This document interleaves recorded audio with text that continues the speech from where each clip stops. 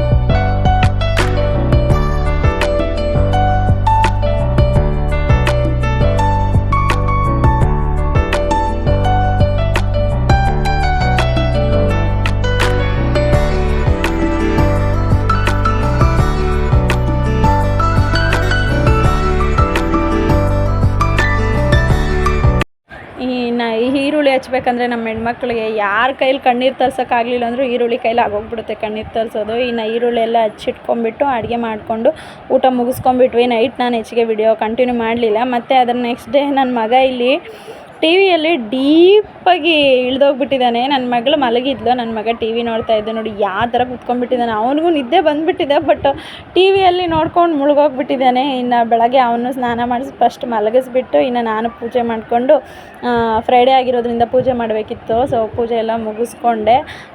ಬೆಳಗ್ಗೆ ಹೊತ್ತು ಪೂಜೆ ಮಾಡಿ ತುಂಬ ದಿನಗಳೇ ಆಗೋಯಿತು. ಸಾಯಂಕಾಲದ ಹೊತ್ತು ಇತ್ತೀಚೆಗೆ ಸಾಯಂಕಾಲ ಅಭ್ಯಾಸ ಆಗೋಗ್ಬಿಟ್ಟಿದೆ ನನಗೆ ಪೂಜೆ ಮಾಡ್ಕೊಳ್ಳೋದು. ಇನ್ನು ಪೂಜೆ ಎಲ್ಲ ಮುಗಿಸ್ಕೊಂಬಿಟ್ಟು ಅಡುಗೆ ಮಾಡೋಣ ಅಂತ ಹೇಳ್ಬಿಟ್ಟು ಹಿಂಗೆ ಕಿಚನಿಗೆ ಬಂದೆ. ಇದು ಕೂಡ 3 ಡೇಸ್ ವ್ಲಾಗ್ ಇದರಲ್ಲೇ ಅಪ್ಲೋಡ್ ಮಾಡಿಬಿಟ್ಟಿದ್ದೀನಿ. ಯಾಕಂದರೆ ಇತ್ತೀಚೆಗೆ ವಿಡಿಯೋ ಮಾಡ್ಕೊಳ್ಳೋದು ಕಡಿಮೆ ಆಗೋಯಿತು. ನಾನು ಮಧ್ಯಾಹ್ನ ಬಂದುಬಿಟ್ಟು ಹುಡುಗರಿಗೆ ಜಾಮೂನ್ ಮಾಡಿಕೊಟ್ಟಿದ್ದೆ. ಅವರು ಆರಾಮಾಗಿ ಹಗಲೆಲ್ಲ ಆಟಾಡಿಬಿಟ್ಟು ತೀರಾ ಸಂಜೆ ಮಲ್ಕೊಬಿಡ್ತಾ ಇದ್ದಾರೆ ನನ್ನ ಮಕ್ಕಳು. ಇನ್ನು ಅಡುಗೆ ಮಾಡ್ಕೊಂಬಿಟ್ಟು ಫಸ್ಟ್ ರೈಸ್ಗೆ ಇಟ್ಕೊಂಡ್ಬಿಡೋಣ ಅಂತ ಹೇಳ್ಬಿಟ್ಟು ರೈಸ್ಗೆ ಇಡ್ತಾಯಿದ್ದೆ. ಚಟ್ನಿ ಮಾಡ್ಕೊಳೋಣ ನೈಟಿಗೆ ಸಿಂಪಲ್ಲಾಗಿ ಅಂತ ಹೇಳ್ಬಿಟ್ಟು ಅದಕ್ಕೋಸ್ಕರ ನಾನು ರೈಸ್ಗೆ ಇಡ್ತಾಯಿದ್ದೆ ಫಸ್ಟು.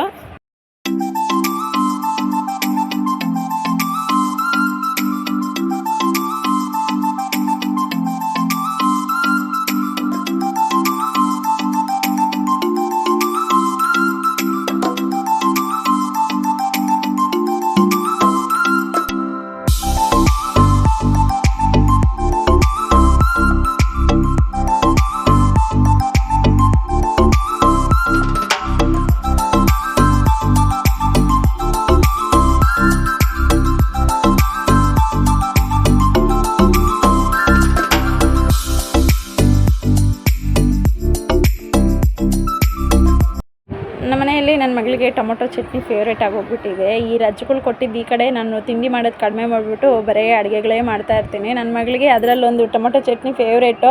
ಯಾವಾಗ ಏನೇ ಕೇಳಿ ಟೊಮೊಟೊ ಚಟ್ನಿ ಮಾಡಿ ಮಮ್ಮಿ ಅಂತಾಳೆ. ಇನ್ನು ಚಟ್ನಿನ ಅವಳಿಗೆ ಇಷ್ಟ ಆಯಿತು ಅಂತ ಹೇಳ್ಬಿಟ್ಟು ಇನ್ನು ಟೊಮೊಟೊ ಚಟ್ನಿನೇ ಮಾಡಿದೆ ನೈಟಿಗೆ. ನಮ್ಮ ಮನೆಯಲ್ಲಿ ಏನು ನಾನು ನನ್ನ ಹಸ್ಬೆಂಡ್ ನನ್ನ ಮಕ್ಳು ಎಷ್ಟು ತಿಂತಾರೆ ಸ್ವಲ್ಪನೇ ಮಾಡೋದು. ಅದರಲ್ಲೂ ಮಿಕ್ಕಿರುತ್ತೆ ಬೆಳಗ್ಗೆಕ್ಕಿನ್ನ ನಾನು ಅದನ್ನೇ ತಿನ್ನಬೇಕಾಗುತ್ತೆ ಅಂತ ಹೇಳ್ಬಿಟ್ಟು ನಾನು ಮಾಡೋದೇ ಸ್ವಲ್ಪ, ಅದರಲ್ಲೂ ಮಿಕ್ಕುತ್ತೆ. ಇನ್ನು ಬೆಳಗ್ಗೆ ಅದನ್ನು ನಾನು ನನ್ನ ಹಸ್ಬೆಂಡ್ ಶೇರ್ ಮಾಡ್ಕೊಂಡು ತಿಂತೀವಿ. ಇನ್ನು ಅಡುಗೆ ಮಾಡ್ಕೊಂಡ್ಬಿಟ್ಟು ನನ್ನ ಮಕ್ಕಳನ್ನ ನನ್ನ ಹಸ್ಬೆಂಡ್ ವಾಕಿಂಗ್ ಕರ್ಕೊಂಡೋಗಿದ್ರು. ಅವ್ರ ಪಾಡಿಗೆ ಅವರು ಓಡಾಡ್ಕೊಂಬರ್ತಾರೆ.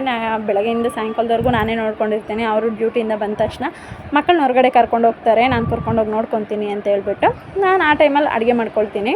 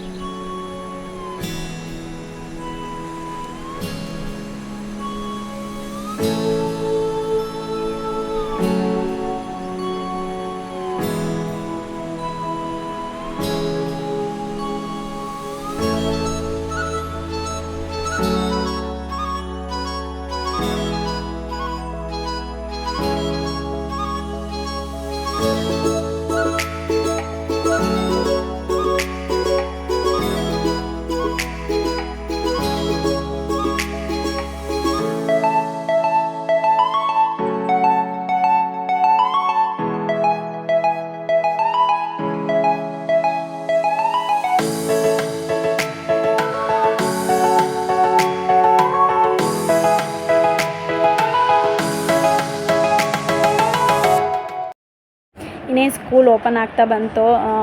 ಮಗಳಿಗೆ ಅಡ್ಮಿಷನ್ ಕೂಡ ಆಗಬೇಕು. ಇನ್ನೂ ಅಡ್ಮಿಷನ್ ಮಾಡಿಸಿಲ್ಲ. ಇನ್ನೂ 18 ಓಪನ್ ಇರೋದ್ರಿಂದ ಅಡ್ಮಿಷನ್ ಮಾಡ್ಸೋಣ ಬಿಡು ಅಂತ ಸುಮ್ಮನೆ ಇದ್ದೀನಿ. ಸೊ ಇನ್ನು ಇವತ್ತಿನ ಬ್ಲಾಗ್ ಇಷ್ಟ ಆದರೆ ಆದಷ್ಟು ನಮ್ಮ ವಿಡಿಯೋನ ಶೇರ್ ಮಾಡಿ. ನಿಮಗೆ ಇಷ್ಟ ಆದರೆ ಲೈಕ್, ಶೇರ್, ಕಮೆಂಟ್ ಮಾಡಿ. ನಿಮ್ಮ ಅನಿಸಿಕೆಗಳು ಕಮೆಂಟ್ ಮಾಡ್ತಾಯಿರಿ. ತುಂಬ ಜನ ವಿಡಿಯೋಸ್ ನೋಡ್ತಾ ಇದ್ದಾರೆ, ಇತ್ತೀಚೆಗಂತೂ ವಿಡಿಯೋಸ್ ನೋಡ್ತಾ ಇದ್ದಾರೆ, ಬಟ್ ಅವ್ರ ಅನಿಸಿಕೆ ಏನು ಕಾಮೆಂಟ್ ಮಾಡೋದಿಲ್ಲ. ಆದಷ್ಟು ವಿಡಿಯೋನ ನೋಡಿ, ಲಾಸ್ಟ್ವರೆಗೂ ನೋಡಿ, ಕಮೆಂಟ್ ಮಾಡಿ. ಇಷ್ಟೇ ಕೇಳ್ಕೊಳೋದಿನ್ನು. ಇಷ್ಟ ಆದರೆ ಆದಷ್ಟು ಸಬ್ಸ್ಕ್ರೈಬ್ ಮಾಡ್ಕೊಳ್ಳೋದು ನೋಡಿ. ಸಬ್ಸ್ಕ್ರೈಬ್ ಮಾಡ್ಕೊಳ್ದೆ ವಿಡಿಯೋಸ್ ನೋಡ್ತಾ ಇದ್ದೀರಾ, ಸಬ್ಸ್ಕ್ರೈಬ್ ಮಾಡ್ಕೊಂಡು ವಿಡಿಯೋ ನೋಡಿ. ಸೊ ಇವತ್ತಿನ ಬ್ಲಾಗ್ ಇಷ್ಟ ಆದರೆ ದಯವಿಟ್ಟು ಲೈಕ್ ಮಾಡಿ ವಿಡಿಯೋನ. So thank you for watching.